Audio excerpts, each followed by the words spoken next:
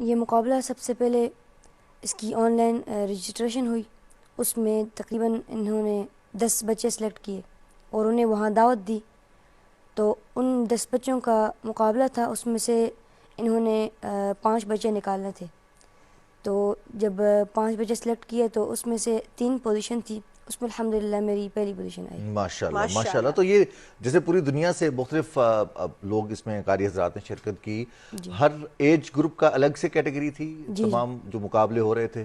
جو بچوں کا تھا وہ ان کی 20 سال تک کی ایج تھی. اچھا. اور بڑوں کا آگے جتنا بھی ہو. پوری دنیا سے کتنے بچے تھے جن کی عمر 20 سال تک تھی جو اس مقابلے میں آئے تھے؟